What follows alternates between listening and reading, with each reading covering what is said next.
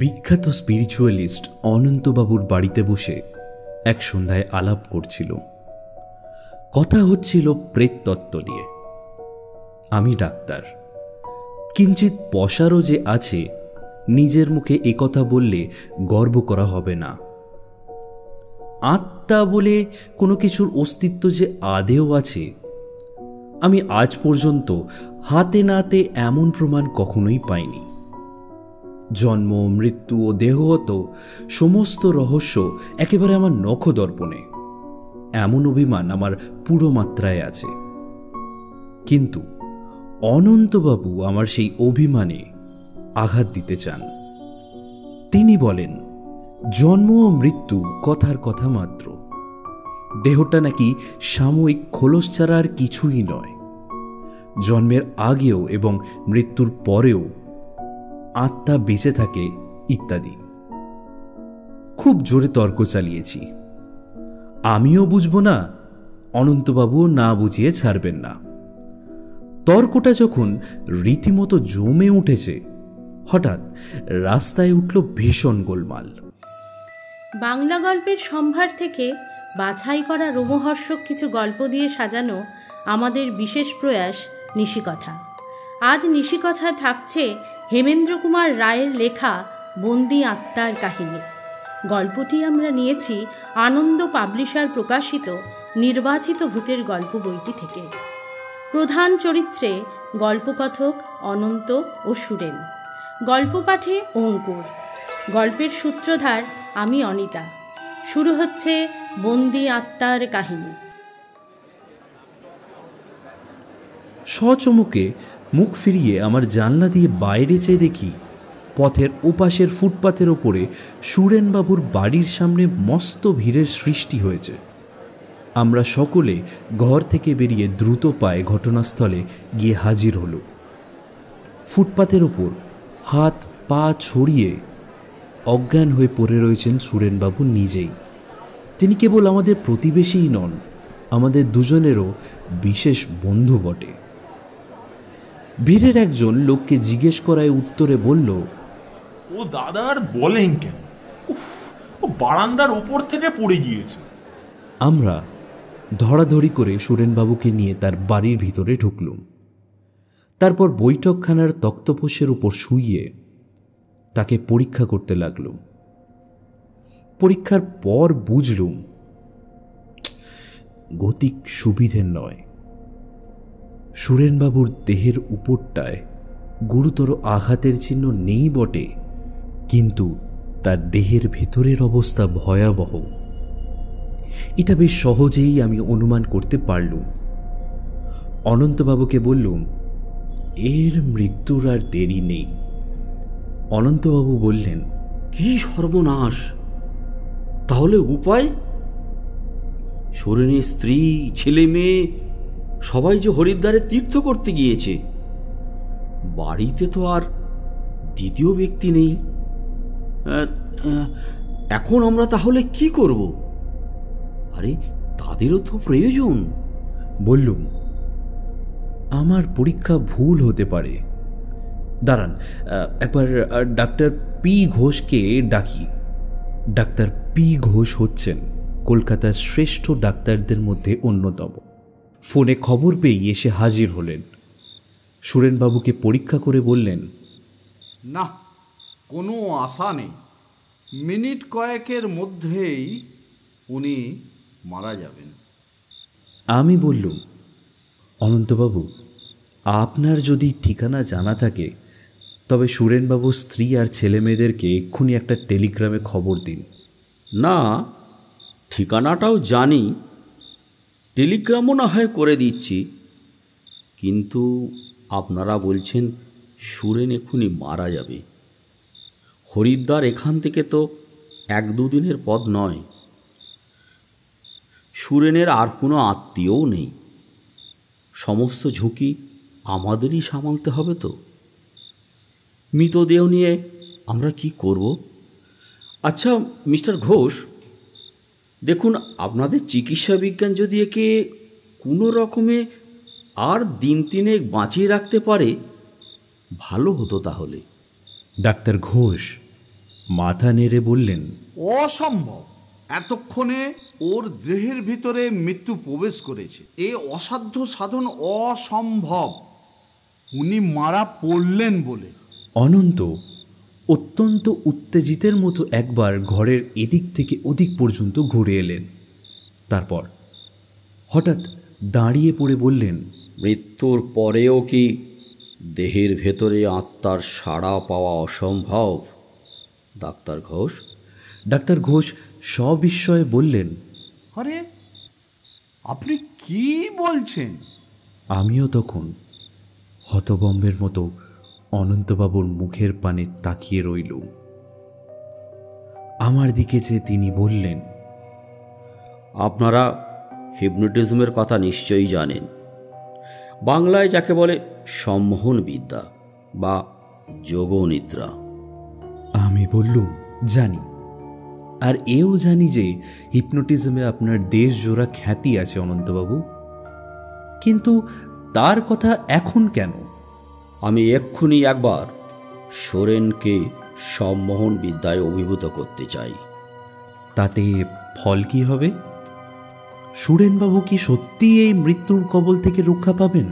মৃত্যুর কবল থেকে কোনো দিন কোনো মানুষই কোনো মানুষকে রক্ষা করতে পারে না। তবে যোগনিদ্রার একটা আশ্চর্য মহিমা আছে, তার দ্বারা নিশ্চয়ই একটা কিছু ফল পাওয়া যাবে, তাতে কোনো সন্দেহ নেই। সেটা যে কি তা অবশ্য বলতে পারছি না। তবে না থাক, আর কথা বাড়াবার সময় নেই। সোরেনের দিকে তাকিয়ে দেখুন, ওর শেষ মুহূর্ত উপস্থিত। সুরেনবাবুর মুখ তখন মৃত্যু যন্ত্রণায় ভীষণ হয়ে উঠেছে। তার দুই বিস্ফারিত চোখের তারা চারিদিকে ঘুরছিল। অনন্তবাবু তাড়াতাড়ি এগিয়ে গিয়ে সামনের দিকে ঝুঁকে পড়ে সুরেনবাবুর দেহের উপরে বিশেষ কৌশলে হস্তচালনা করতে লাগলেন।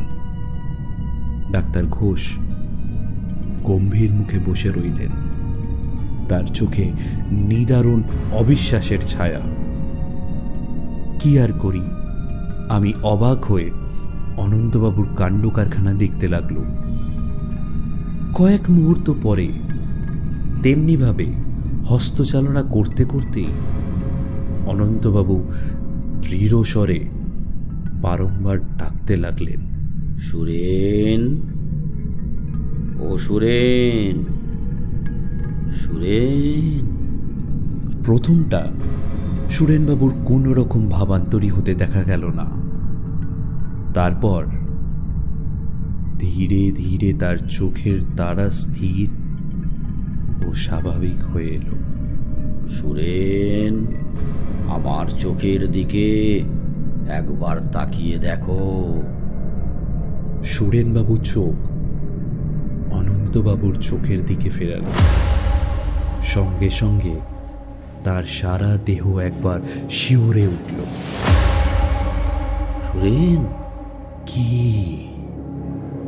তোমার কি খুব কষ্ট হচ্ছে? না। তবে জবাব নেই। আবার 3-4 বার ডাকাডাকির পর সুরেনবাবু চমকে উঠে বললেন, তুমি কি ঘুমোচ্ছ? আর আমায় ডেকো না তোমরা, আমাকে ঘুমোতে ঘুমোতে মরতে দাও। তুমি তবে ঘুমো, কাল সকালে আমি তোমাকে ডাকব। তোমাকে সাড়া দিতেই হবে সুরেন। সাড়া দেব? এখন আমি মরছি, আমাকে ঘুমোতে দাও। সুরেনবাবু দুই চোখ মুদে গেল। অনন্তবাবু আমাদের কাছে এসে বললেন, আপনাদের মত কি, কীরকম বুঝলেন? ডক্টর ঘোষ বললেন, আপনি কি ভাবছেন? কাল সকালে ওর সাড়া পাওয়া যাবে? হ্যাঁ। অসম্ভব। তাহলে তো চিকিৎসা বিজ্ঞান একেবারে ব্যর্থ হয়ে যাবে। বেশ, কাল সকালে এসে দেখবেন। আসবো, অবশ্যই আসবো। যদিও জানি অসম্ভব সম্ভব হবে না, তবুও আপনি আমার কৌতূহল জাগিয়ে তুলেছেন। কাল সকালে আমি আবার আসছি। পরদিনের সকাল। বহুকাল ধরে প্রেততত্ত্ব নিয়ে ক্রমাগত নাড়াচাড়া করে করে গোরামির দ্বারা আচ্ছন্ন হয়ে অনন্তবাবু বিচার শক্তি হারিয়ে ফেলেছেন। এই কথা বলা বলি করতে করতে ডাক্তার ঘোষ সঙ্গে আমি সুরেনবাবুর বাড়িতে গিয়ে হাজির হল।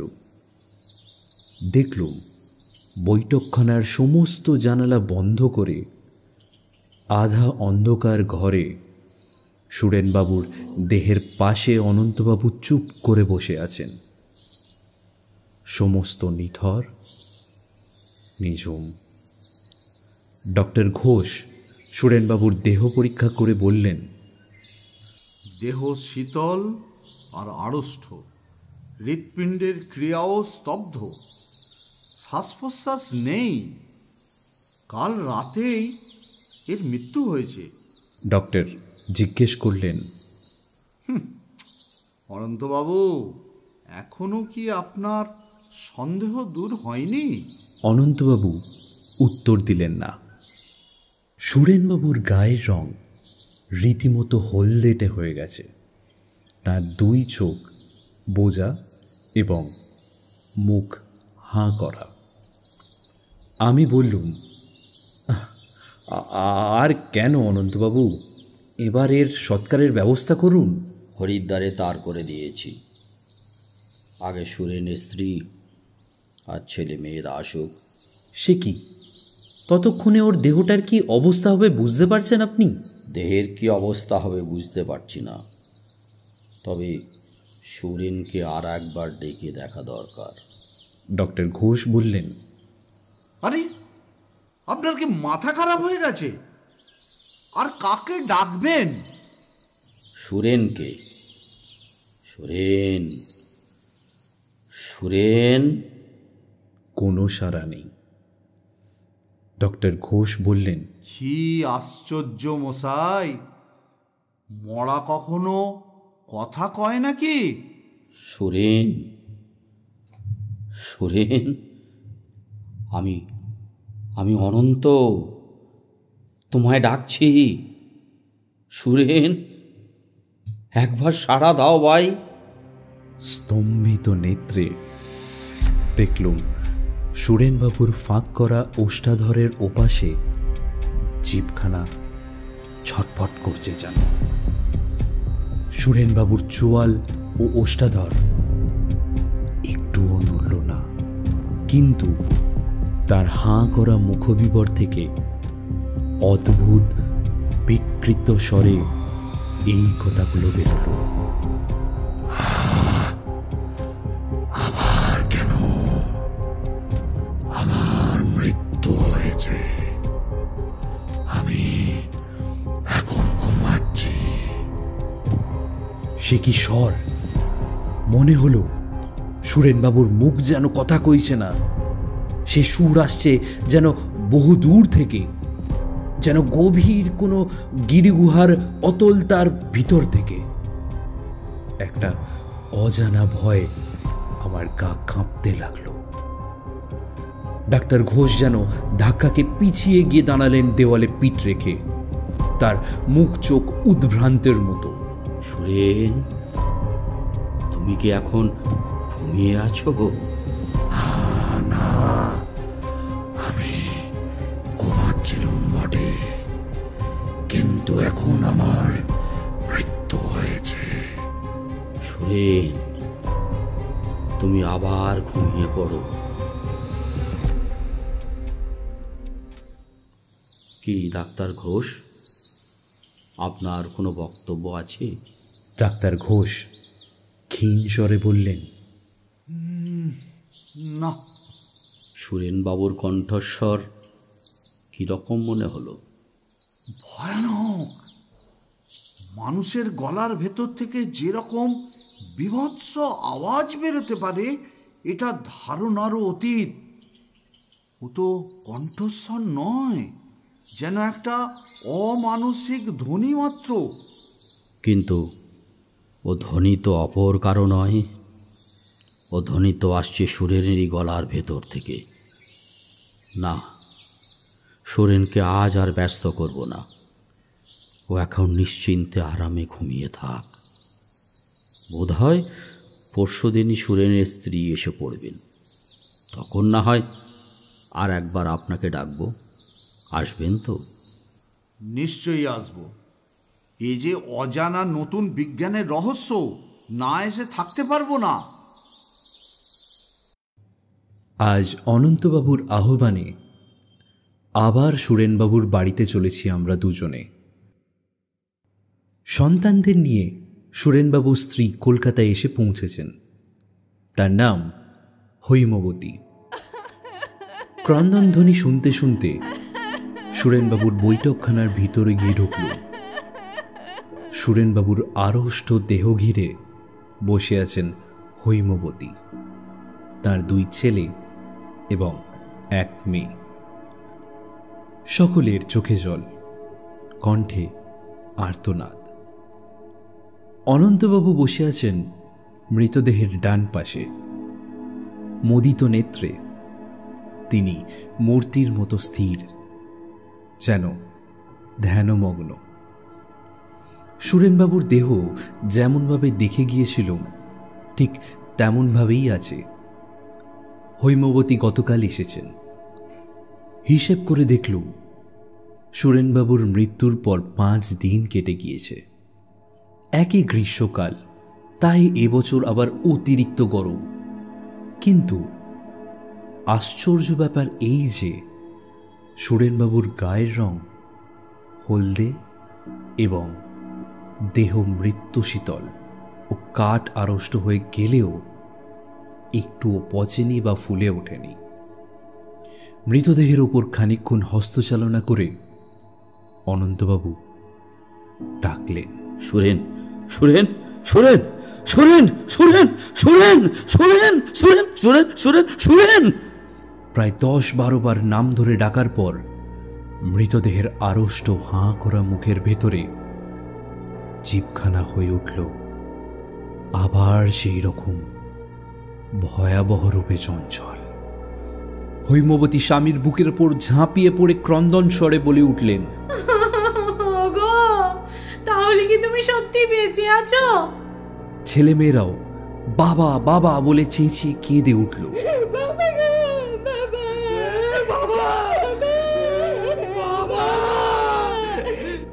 অনন্তবাবু বললেন, কথা কও সুরেন, কথা কও। আবার শোনা গেল সেই বর্ণনাতীত ভয়ঙ্কর কণ্ঠস্বর, যা আসছে যেন বাড়ির বাইরে পৃথিবীর অতল পাতালের ভেতর থেকে। আবার কেন ডাকাডাকি? বলছি তো আমি বেঁচে নেই। ওগো, ওগো, এই তো তুমি বেঁচে আছো। এই তো তুমি কথা কইছো। একবার চোখ মেলে তাকিয়ে দেখো, আমরা সবাই এসেছি। অনন্তবাবু বললেন, স্থির হও, শান্ত হও। সুরেন এখন আমি ছাড়া আর কারোর কথার কোনো জবাব দেবে না। সুরেন, সুরেন, হৈম তোমাকে ডাকছে। মৃতদেহ বলল, আমার মৃত্যু হয়েছে। তোমার যদি মৃত্যু হয়ে থাকে তবে তুমি কথা বলছো কেমন করে? আমি এখন আমার মৃতদেহের ভেতরে বন্দী হয়ে আছি। বন্দি? কেন? তুমি যেতে দিচ্ছ না বলে অনন্তবাবু এতক্ষণ সমানে হস্তচালনা করছিলেন। এই ব্যাপারে তিনি যে তার সমস্ত ইচ্ছাশক্তিকে প্রবলভাবে নিযুক্ত করেছেন সেটা বোঝা যায় তার চেহারা দেখে। তার কপালের উপরে শিরাগুলো এবং কণ্ঠের উপরে মাংসপেশিগুলো দ্বিগুণ ফুলে এবং মুখের রং রাঙা টকটকে হয়ে উঠেছে। হঠাৎ তিনি হস্তচালনা বন্ধ করে খানিকক্ষণ নীরবে অত্যন্ত হাঁপাতে লাগলেন। তারপর ফিরে বললেন, হৈম, হার কেন? তোমার জন্যেই সুরেনকে যোগনিদ্রায় আচ্ছন্ন করে রেখেছিল। এইবার ওর ঘুম ভাঙাই, ওর আত্মাকে মুক্তি দিই। তোমরা ওর মৃতদেহের সৎকারের ব্যবস্থা করো। হৈমবতী এমন তীব্র স্বরে চেঁচিয়ে কেঁদে উঠলেন যে আমাদের কান যেন ফেটে গেল। তারপর তিনি মাটির উপর আছড়ে পড়ে বললেন, অনন্তবাবু, অনন্তবাবু, আমাকে দয়া করুন। উনি এই অবস্থাতে থাকলেও আমার সুখ। মনে করব আমি বিধবা হইনি। অনন্তবাবুর মুখ ফুটে উঠল একসঙ্গে ব্যথা, দয়া ও মমতার ভাব। অল্পক্ষণ চুপ করে থেকে তিনি বললেন, বেশ বৌমা, তাই হোক। আর কিছুদিন এইভাবে যাক। তুমি শান্ত হও, সংযত হও। তারপর আমার যা করার করব। মনে রেখো মা, আমি হচ্ছি তুচ্ছ মানুষ। মৃত্যু হচ্ছে ভগবানের ইচ্ছে। তাকে বাধা দেবার চেষ্টা করলে আমারও সর্বনাশ হবে, আমিও বাঁচব না। অনন্তবাবু উঠে দাঁড়ালেন। এতক্ষণ আমরা ছিলাম দুঃস্বপ্নে অভিভূতের মতো অসার হয়ে। অনন্তবাবু উঠে দাঁড়াতেই সার হলো আমাদের। ডাক্তার ঘোষ বললেন, আমি আর সহ্য করতে পারছি না। আমার প্রাণ মন একেবারে হাঁপিয়ে উঠেছে। আমি বললুম, আমারও বাইরে বেরোতে পারলেই বাঁচি। অনন্তবাবুও হাঁপাতে হাঁপাতে বললেন, আমারও ওই ইচ্ছা। চলুন, হ্যাঁ, আমরাও বাড়ি যাই। তারপর কেটে গেল 2 মাস। সুরেনবাবুর দেহ পড়ে আছে বৈঠকখানার তক্তপোষে। তাতে এখনও পোঁচ ধরেনি। ইতিমধ্যে এই অদ্ভুত খবর শুনে দলে দলে বাইরের লোক এবং খবরের কাগজের সংবাদদাতারা সুরেনবাবুর বাড়িতে আনাগোনা শুরু করে দিয়েছিল। অনন্তবাবু খাপ্পা হয়ে উঠেছিলেন। বাইরের লোকেরা আর তারপর থেকে ভেতরে ঢুকতে পায় না। খবরটা রটে গিয়েছিল দিকে দিকে। চারিদিকে বিষম উত্তেজনা সৃষ্টি হয়েছে। কেবল বাঙালিই নয়, ইংরেজ এবং আরও নানা জাতীয় লোকও কৌতূহলী হয়ে আবেদন জানাচ্ছেন সুরেনবাবুর দেহ পরিদর্শন করার জন্য। আবেদনকারীদের মধ্যে ছিল বহু বিখ্যাত নাম। একদিন অনন্তবাবুর জরুরি আহ্বান এলো। তার বাড়ির কাছে গিয়ে দাঁড়াতেই শুনলুম সুরেনবাবুর বাড়ির ভিতরে কান্নার আওয়াজ। অনন্তবাবুর বৈঠকখানায় ঢুকে দেখি একখানা চেয়ারের ওপর বসে আছেন ডাক্তার ঘোষ। অনন্তবাবু ঘরময় ঘুরে বেড়াচ্ছেন, তার ভাবভঙ্গি ক্রুদ্ধ এবং বিরক্ত। আমাকে দেখেই তিনি বললেন, কান্না শুনতে পাচ্ছেন? হ্যাঁ, মানে ব্যাপারটা কি বলুন তো? আজ সোরেনের যোগনিদ্রা ভাঙব, তাই ওই কান্না। হৈমবতীর ইচ্ছা সুরেনের দেহ এইভাবে থাকুক, কিন্তু তা কি সম্ভব? আমি বেশ বুঝতে পারছি। আমার নিজের স্বাস্থ্য দিনে দিনে ভেঙে পড়ছে। এই অস্বাভাবিক উত্তেজনা আর কতদিন সহ্য হয়? প্রবল ইচ্ছা শক্তিরও সীমা আছে। এই জন্যেই আমাকে ডেকেছেন? আপনাকে এবং ডাক্তার ঘোষকেও। একটা কথা কি জানেন? নিজেকে বড় অপরাধী বলে মনে হচ্ছে। কেন? বোধ হয় প্রকৃতির আইন ভঙ্গ করছি। ভগবান সুরেনের আত্মাকে যে অদৃশ্য পথে নিয়ে যেতে চান, আমি হয়েছি তার বাধার মতো। এ এক মস্ত অপরাধ। এজন্য হয়তো আমাকে শাস্তি ভোগ করতে হবে। হয়তো একটা প্রাণহীন কুৎসিত দেহের কারাগারে বন্দী হয়ে সুরেনের আত্মা অত্যন্ত কষ্ট ভোগ করছে। না না, আর নয়।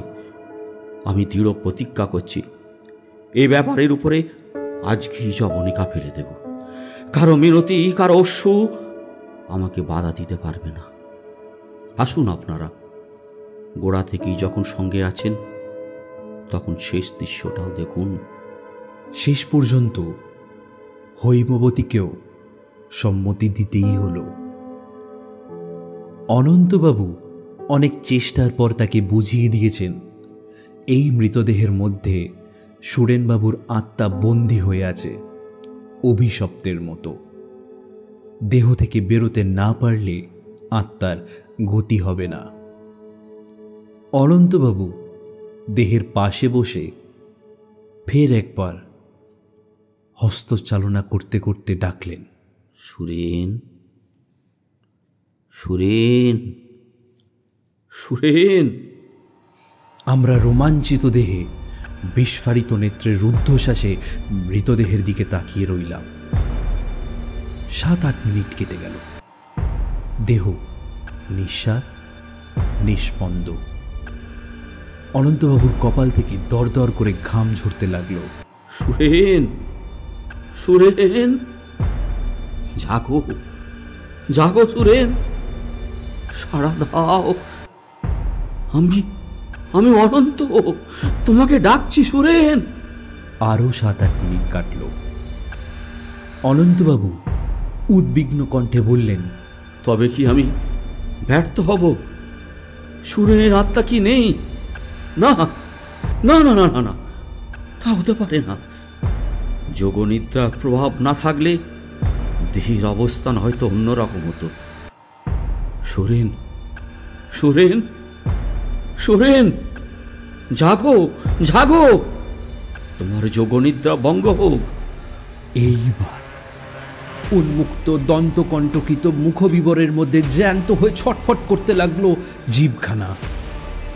উত্তরে শোনা গেল এক ভীষণ ও তীক্ষ্ণ আর্তনাদ।